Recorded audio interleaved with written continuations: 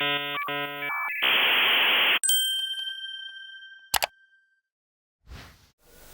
everyone. Clap once if you can hear me. Okay, that's better.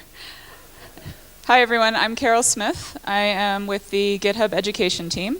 I am an education partnership program manager at GitHub. I've included all of the ways you can contact me on social media if you are interested.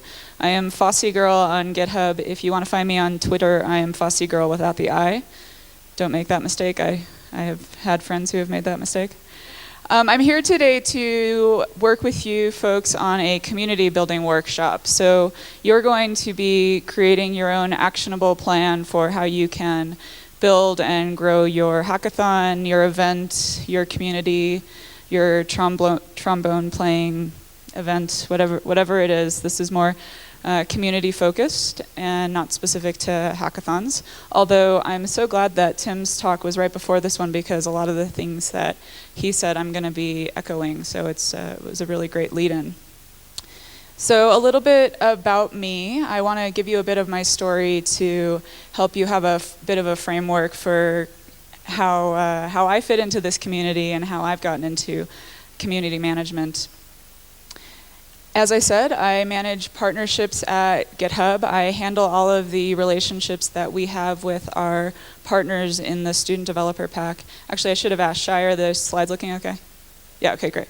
I manage all of the partner relationships in our student developer pack, and I handle a lot of the new offerings that we're going to be having in the student developer pack in the coming weeks and months. So if there's actually a developer tool that you're using right now that isn't available in our student developer pack, please come let me know. I would love to hear about it. We're always looking for sort of the cool new stuff. So just contact me afterward, get in touch with me. We'd love to hear about what kinds of things you folks are using and you would like to see in the pack. I also do general education outreach for GitHub, like what I'm doing right now. We go to a lot of conferences and provide a lot of support to students and to the education community generally. But a little bit about my background. I have a college degree in photojournalism, which is to say that I am not a computer scientist. I was not trained in computer engineering. And in fact, I actually didn't do a lot of work with technology when I was in school. And in fact, I never actually learned how to code, and I still don't know how to code. So all of my contributions that I've made to my communities and to the work that I've done over the years has all been non-code contributions. And so if you are not a coder, I am right there in that boat with you, and I kind of come at this from the perspective of ways that we can approach these communities and these events and build these communities in ways that are other than code. I worked at Google for 10.5 years, and I just recently joined GitHub. I've actually been there just about 3 months. I started on Pi Day on March 14th. Yes. And I started at Google on Halloween, so I'm continuing the holiday tradition. So like I said, I've worked at Google for 10.5 years. I started working at Google in 2005 as an administrative assistant. I have a long story of how I got to work at Google that I'm more than happy to tell you if you would like to come see me afterwards, but it's a bit of a long story, so I will not tell it right now. But after I had been working as an administrative assistant for about 1.5 years at Google, I went on and joined the network deployments team at Google and became a project manager. And I did that for about 3 years.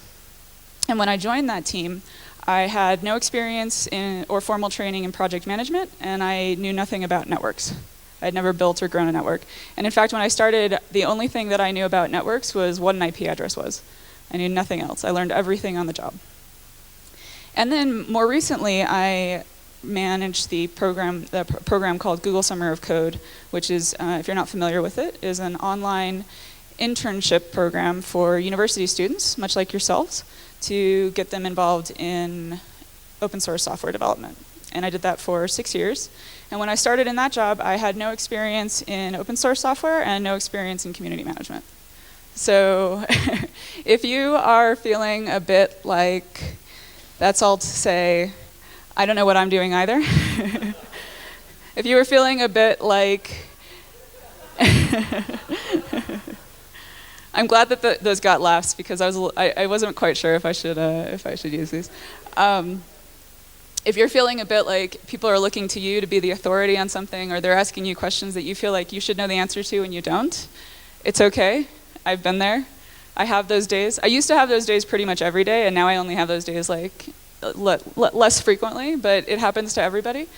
In fact, here's a few quotes from some famous people about imposter syndrome. It turns out that building a great product, doing great work that you find really meaningful, growing up, becoming famous, none of these things make you immune to imposter syndrome.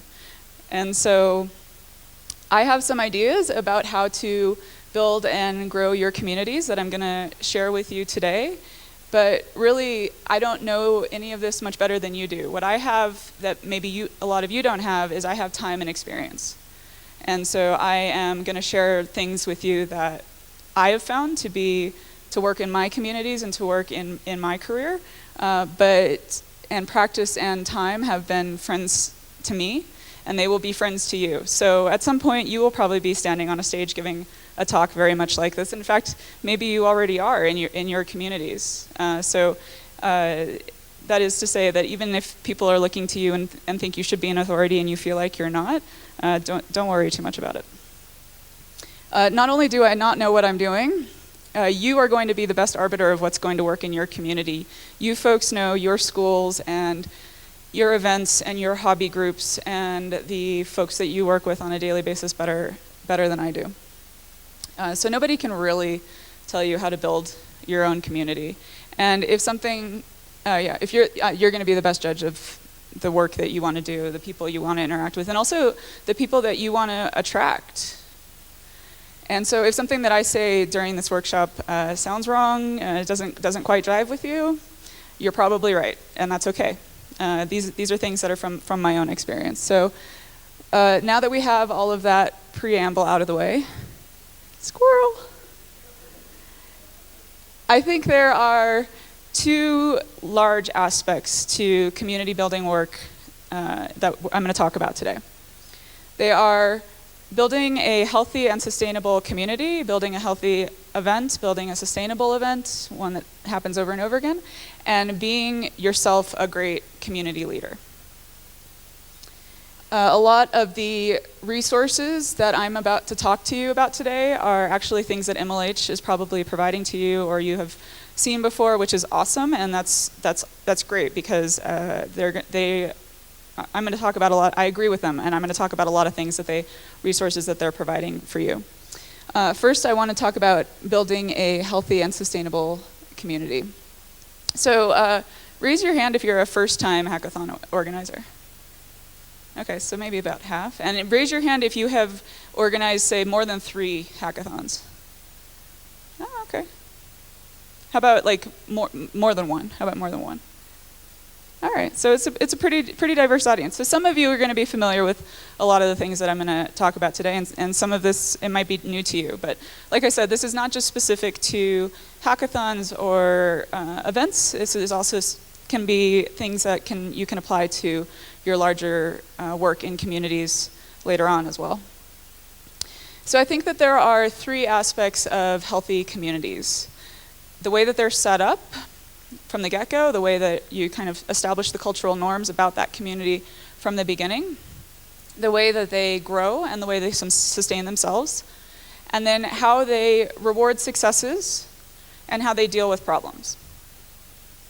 So let's talk about the first one, the way they're set up. So I know that there is a hackathon organizer guide for MLH, which is super awesome, and I want to do a shout out for them right now because a lot of the things that you need to set up a healthy community and specifically a healthy hackathon are there for you and are available, and that's awesome. But I'm going to go into a few things that I think are applied to events, but also applied generally to communities. I think the first one is a code of conduct, and not only a code of conduct, but a standard of behavior that a lot of the people and the members of the community understand to be how that community functions. So a code of conduct provided by MLH for your hackathon is an awesome way for you to set up that community, that event in a healthy way from the get-go. But standards of behavior can actually be beyond a code of conduct, beyond a specific event. They can be the ways that the community interacts. Like, for example, do you throw an event on a holiday? Do you not throw an event on a holiday? Do you have a specific reason that your community would or wouldn't do that? Do you talk in Twitter on hashtags? Do you choose not to use exclamation marks in your communications? What are the cultural norms around participating in your events and participating in your communities? And I also want to say here that every time that your community interacts, every time that the members of an event interact, you're establishing cultural norms. And the people who are there are helping to continue to create those norms and to foster those ideas. And so it doesn't need to be one particular thing. There's not going to be one answer that's going to work for everybody. But think about it. Have an understanding of kind of what you want to have in your community and what you want to be the cultural norms. Next thing about the way a community is set up is the documentation and the public artifacts. So this could be the documentation around how the code works, but it also could be the documentation like the registration page on the website. It also could be things like the Twitter account for the event. And all of those things are again, establishing a cultural norm around the way that the community is set up and are things that will either foster the kind of community you want or are going to detract from it.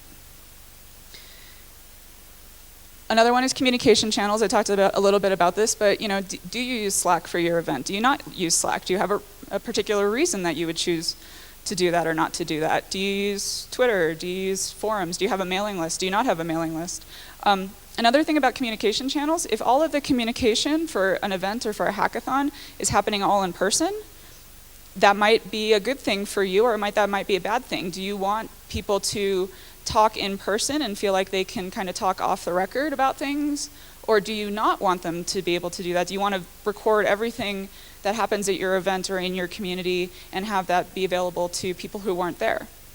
There's no one right answer, but the way that you set this up will establish the way that members feel included or excluded and whether or not people kind of identify with your community or with your event. Also, policies and licenses. Licenses specifically around code. So when code gets created, it should be licensed. Do you have a license that you prefer? Have you thought about that? Do you tell your attendees that they need to license it under a particular way or not? But even not specific to code and licensing, the policies that you establish around your event will also establish the community itself. Do you want to particularly attract people from departments at your school? Do you want to attract people from a particular neighborhood in your city? Do you want to attract people from particular backgrounds? And are you reaching out to the groups that you want to be in that event and in that community? Also getting started guides and other ways that new members feel included and can feel like they can join. So getting started guides for things like established code, contributions for applications, things like that can be super important. But then also, how do you approach someone when they walk into your event? How do new members feel like they can join? Is there an application process? Is there a waiting list for your event? How are you deciding who gets on and who doesn't? And is that in line with how you want to build that community? Like I said, there's no one right answer, but these are important things to think about because the way that you set it up is going to establish the way that other people who want to join your community are going to feel. So next is the way that communities grow and sustain themselves. So just because you had one event, which was super awesome, you are all community leaders, and you should decide if you want to continue to grow and sustain that event. Did it not work, and do you want to start a different community? Do you want to make that event double in size next year? Do you want to do them twice a year instead of once a year? All things to think about. So I talked a little bit about this, but again, the way that a community grows is a lot about how new members feel from the get-go when they want to join your community. And are the new members people that are representative of how you want your community to grow? Are they all students from your CS department? Are they specifically not students from your CS department? Are they all students from a neighborhood that's west of your campus? Are they all students that's from a neighborhood that's north of your campus? Does that matter? It may or may not, just things to think about, and make sure that you're conscientious about how you're choosing to approach growing and sustaining your community. Another thing that I think is super important in growing and sustaining a community is making sure that no knowledge is specific to one person or to one group of people. It's totally awesome how enthusiastic you all are and how much you love what you're doing. Make sure that you're not the only person doing it, and make sure that, in fact, it's not just you and one other person. It should be lots of people who understand how to do everything, not only so that you don't burn yourself out, which is super important, but also so that other people feel like they can learn how to do the things that you do so that they can include themselves in whatever part of the process they want to. Documentation is important in setting up a community, and it's also super important when new things happen in the community. Not just in terms of like adding features or creating new code, but also when a new event happens, is there new documentation for that? Are there new features of the code that are getting written? Is it a completely new app that's just being created for this hackathon, and is that documented? Maybe, maybe not, right?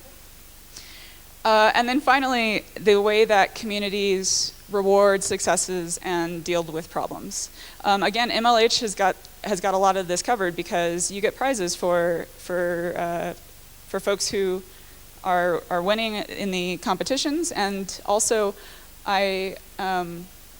but also I want to highlight like other ways that contributors and new members can feel rewarded. It's not just about prizes. It can also be like a one-on-one conversation where you tell somebody, hey, that thing that you did just now was super cool and I really appreciated it. It can also be emailing somebody afterwards and acknowledging them taking out the trash at the event. It can be tiny little things, and as somebody who doesn't need prizes but feels really rewarded when somebody sends me an email and says, hey, that was really cool, you can have a lot of these members of the community. Everybody feels rewarded in different ways, and make sure that you have kind of a toolbox of different ways that you can reward successes, and they don't have to be big things either.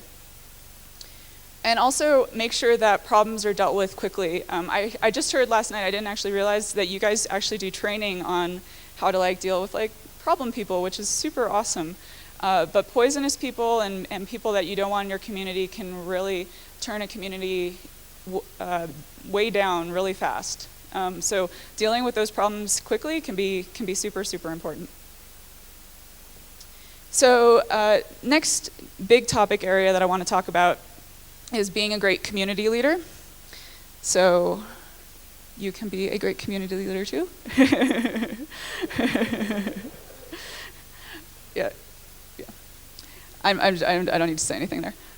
So I feel there are sort of three aspects of being a really great community leader. So if you're setting up a community that is self-sustaining, is growing, and is the kind of community, the kind of event that represents what you want to be doing, you yourself also want to represent the kind of community that you want to build. So I feel like there are three aspects of this as well. Your public persona, kind of the way that you present yourself when you're at an event, the way that you present yourself online, on Twitter, etc. The way that you foster the community, and your own specific contributions. So first, like I said, your public persona is a few different things. It's representing the community that you want to be. So you are going to attract the sorts of folks that you represent.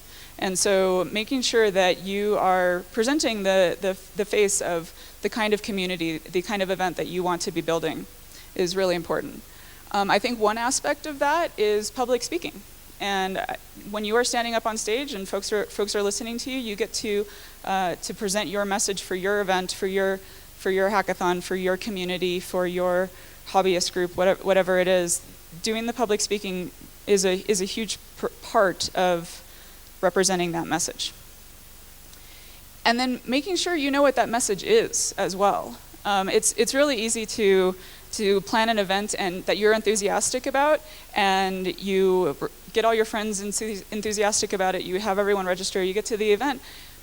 But what is it you want to say? Like, what is the thing that you really want to be the message? And make sure that that's something that you're clear about. And your message isn't just what you say in opening and closing ceremonies, and it's not just what you say on your website, it's also what you say every time you're talking on Twitter. It's what you say to people in the hallway during the hackathon. Making sure you understand what your message is, whatever you want it to be, make sure that you have a clear understanding of what it is, and you say it over and over again in every different way. And you have lots of different ways to say it too. You have your short elevator pitch, and then you have your 45-minute talk about it. The next part of being a great leader is the way that you foster the community. So a lot of this is sort of what I talked about before with how you build the community, but it's also, for example, how you manage the community. So how you deal with problems, and then also how you handle your interactions with the community, and all of the kind of in-between things. How you answer a question. When somebody comes up to you who's a newbie and asks you a question, how you answer that question.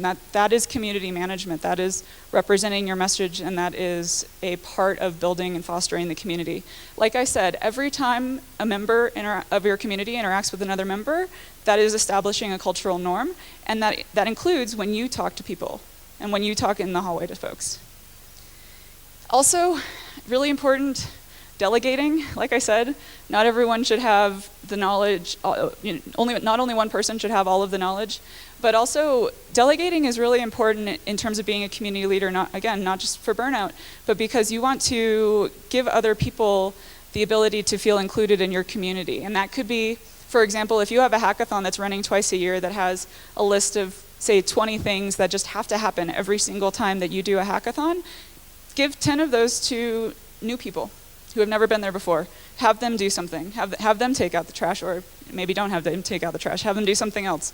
But give those tasks to people who are new so they can feel included. This is also really great as well if you have an established application or a piece of code that other people work on. Giving them simple bug fixes that they can help them feel included is really, really important, and will help you with burnout, but will also help you with growing your community. And then training others in the community. This goes a little bit along with delegation, but also sharing your knowledge. And when you realize that there's a thing that you've been doing over and over again that you do really, really well, teach somebody else how to do it. Also, that'll give you a lot of humility about how you realize you don't actually know how to do it in the first place when you have to teach it to somebody else. So that can be a humbling experience. But train others to do the things that you're doing, and that will help you and will help them as well. And then finally, your own contributions to the community matter a lot in terms of how you present your persona of being a great community manager, but then also how you continue to build and foster that community. So there are things like writing your own code. And if you're managing a hackathon, you probably don't have the time to be actually on the ground writing code, but code contributions can be a huge part of it. Actually getting down and helping out other folks with code and pair programming with people can be a huge help to them. And then writing documentation. Again, this is not just like the documentation for how a particular feature of an application works. This can also be making a website or documenting how you do that thing that you do at the event that nobody else knows how to do, and giving that documentation to somebody else in the community to learn to do themselves. And then your contributions can also be things like your time. If you are right now giving 50 hours a year to planning a hackathon, that's a huge contribution, and you can choose whether or not you want to contribute more time to that if you have a goal to add more time to that, or if you think that that's enough. And time at the event matters. Time talking to people matters. Those are all contributions that you are making to your community. And the same goes for your attention as well. When you are listening to somebody and talking and answering a question to them, when you're pair programming with them, when you are doing all of those in-between things, that you are paying attention to, those are also contributions to the community and can't be discounted. So now that I have talked for a while, everyone we're in your place, but everyone stand up. We're all gonna go like this. We're gonna go like this. Yes. Yes. And we're gonna go like this.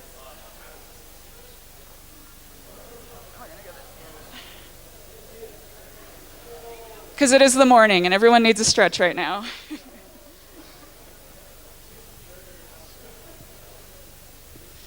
Okay, good. Now everybody can sit down. You're all refreshed and rejuvenated.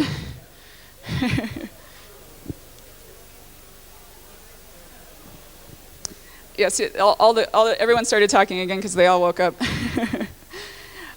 So the next half of this talk is actually going to be you folks working, because I have given you some frameworks and some ideas about ways to build your community, and now you're going to do some of your own brainstorming on how you want to approach this after Hackcon and after you leave beautiful Colorado.